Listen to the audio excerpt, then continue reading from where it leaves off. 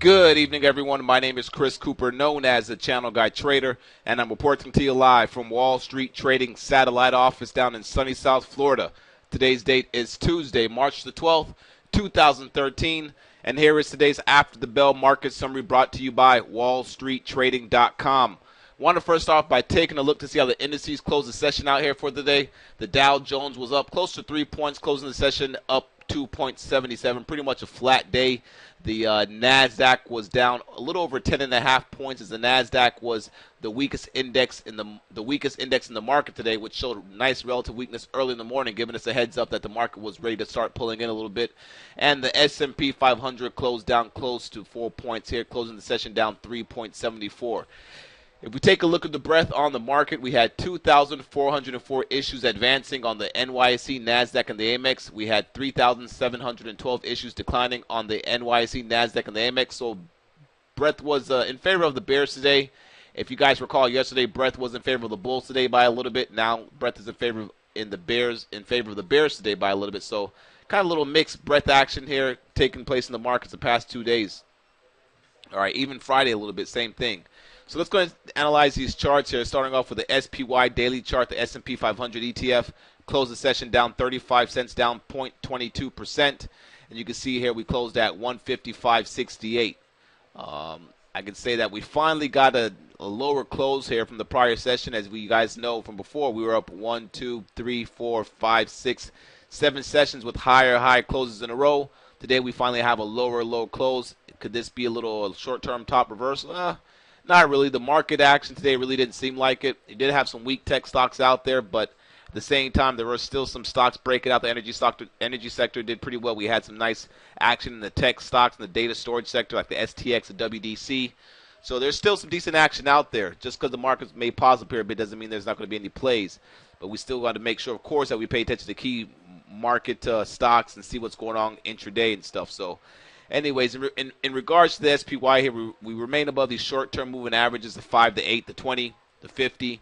And we're going to just keep on using these short-term moving averages to gauge the same way we did right back here that allowed us to catch this little short-term reversal that we had before they bought the market right back up. Levels you want to work off of as far as the downside goes, want to work off of today's lows and yesterday's lows, which will be coming in around, say, around this 155 level. Call it 155.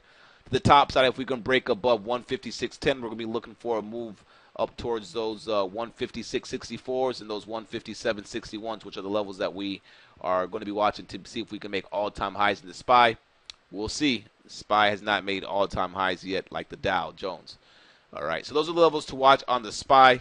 We take a look at the Russell 2000. Let's see what the Russell 2000 did today for the index. On the index basis, the RUT was down 2 1/4 today, closing the session down 0.24%. So we'll close down the same amount as the S&P 500, which was down 0.24%.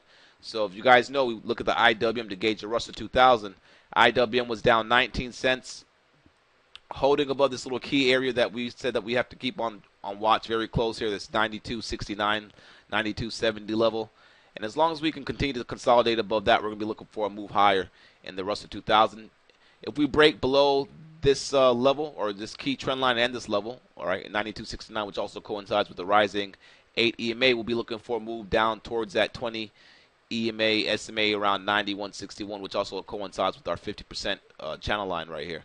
But at the moment, doesn't seem to be any weakness in the market as far as any heavy selling pressure. We do have 2 consecutive lower closes though, little slightly lower closes, so not nothing to take with the nothing to take too much into consideration as far as some downside pressure goes. Right now, this is basically just some nice little consolidation here above these key levels. If we take a look at the triple Qs, all right, the triple Qs closed down 25 cents, 68.72. Let me add my drawings back on here. All right, and you can see we're still hanging above that little supply zone that we were trying to get above that was giving us some trouble. You can see here for the past 3 sessions or so, every time we dip below that 68.60 level, they buy it right back up. That's a little bit of a good sign. We're on top of this rising 8 EMA SMA right here. So the reference level to work off for tomorrow, going into tomorrow's session, is on the Qs. On the triple Qs, is today's low around 68.39.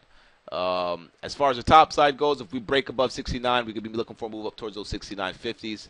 If we break below today's low around 68.39, we'll be looking for a move back down towards 68. So some decent action there in the Qs. Again, Apple, which is heavily weighted in the Qs, Apple was down $9.44 today, so that did cause a little bit of the weakness in the market, in the Nasdaq, you could say. You can see Apple's still holding a little downtrend. It's not ready to go back to the top side yet. Amazon showed some relative strength right out the gate this morning. That's a pretty good sign. It's back above, actually it held above those 270s, and like was explaining here, Amazon holding above 270. This is giving us a nice possible pattern here for a nice little bull flag move off the breakout off these lows right here. So that's still actually the action right there still looks pretty good. All right, guys. So before we finish, before we take a look at some stocks here, let's go ahead and finish going through our regular basic stuff that we go through every day in these videos here. So let's go back and start off again taking a look at the dollar here, the dollar futures, to see how the dollar futures reacted today. All right, let's see here. A little pause day in the dollar futures, nothing really serious there. You can see that, hold on one second, this chart's acting a little bit different. For some reason it's not going all the way back. In any case here, you can see that the dollar futures are still holding above that key 82 level, a little bit of resistance at our key 83 level right here. And, just a little pause day in the dollar futures. Nothing too crazy there. The dollar futures here, bring up the chart here. The dollar futures was weak out of the gate this morning here. All right. As far as when they opened up the session around 8 o'clock this morning. And then around 9 o'clock we had that reversal. That caused for a little bit of buying pressure in the market from, say, around 9 to 12. And if I look at my other screen over here, that's exactly when we started to get that selling pressure, that weakness in the market. And the euro also pulled back from 9 to 12, of course, as well. And that's what caused a little bit of the selling pressure in the market. Some of that little dollar strength right there. So let's take a look at the euro on the daily chart. The euro on a daily chart still holding above that key little level that we've been watching and tracking with you guys that have been watching these videos here. We're watching to see if the euro is going to continue to hold above this little key trend line that we have right here, and more general above this 130, 129 half area. If we break back below 129 half, you get some nice selling pressure. Right now at the moment, you can see that we're kind of really just trading in a range between 131 and a half and this area down here around 129 half. Let's take a look at the commodity sector, starting off with crude oil futures. All right, crude oil futures, nice day today.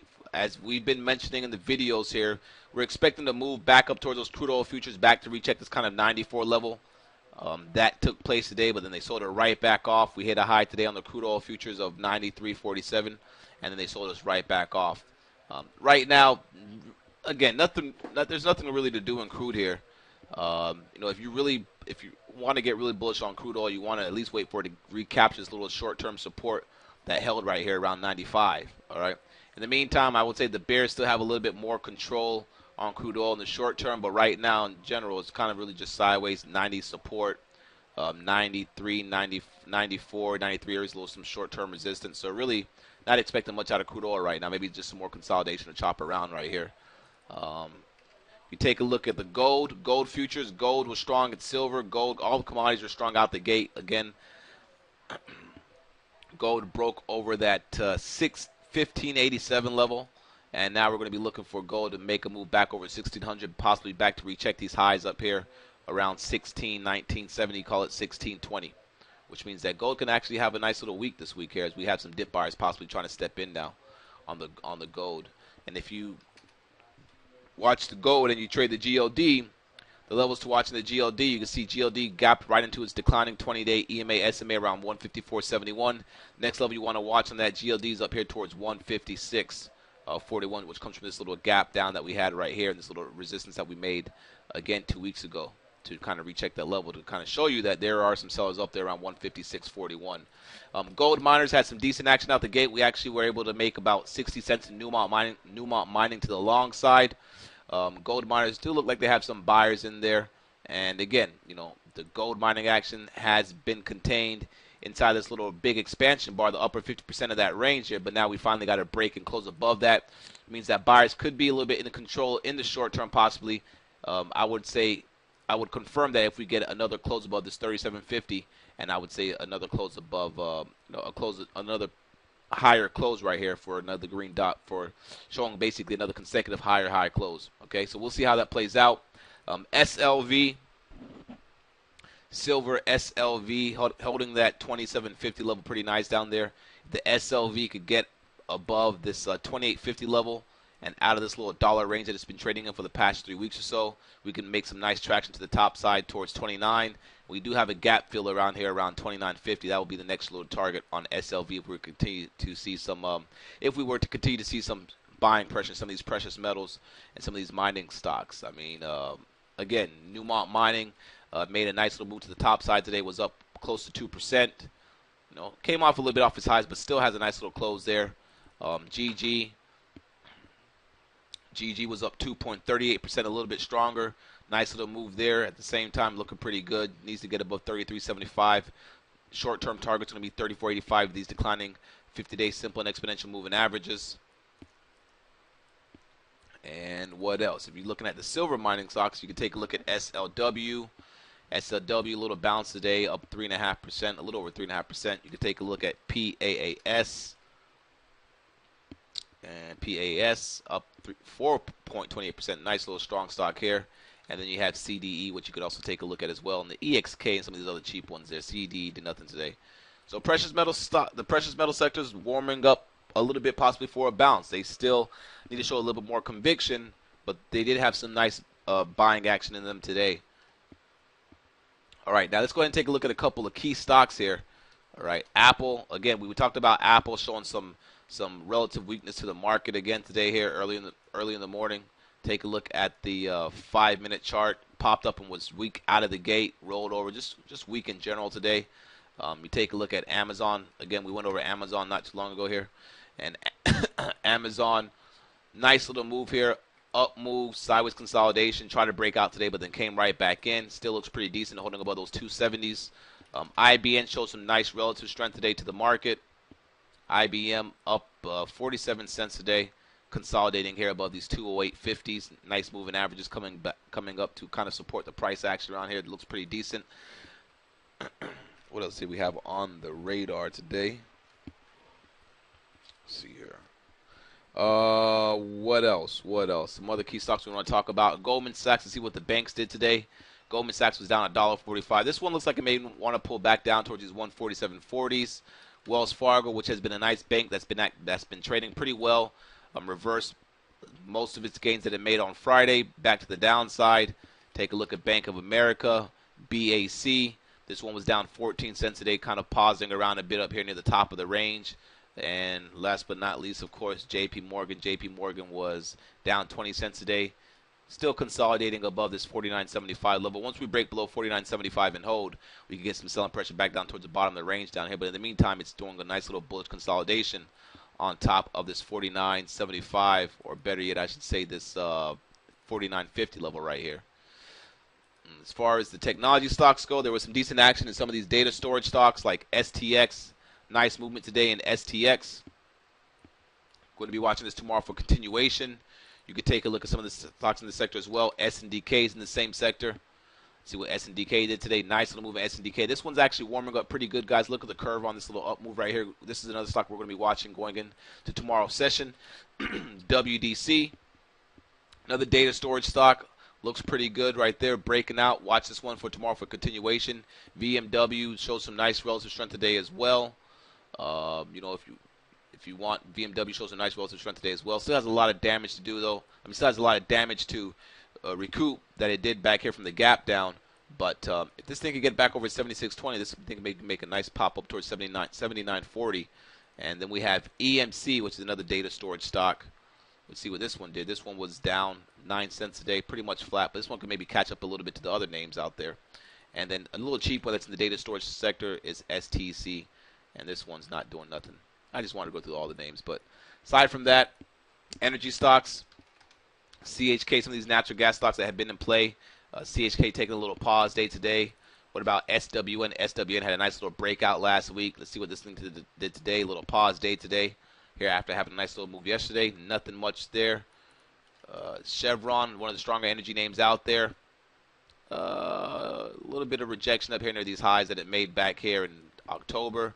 ExxonMobil was an energy name that has been showing some relative weakness to the market.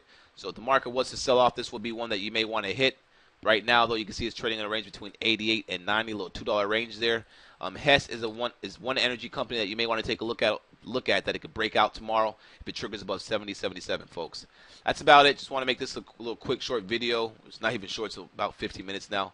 Hope you guys had a great day today. Make sure you come check out our information that we have on our website, wallstreettrading.com. If you're looking to trade with a if you're looking to trade with the prop firm that has a lot of resources for you guys and a lot of professional traders that trade real money, and we have lower rates than most of the prop firms out there on the street. Same information, if not better.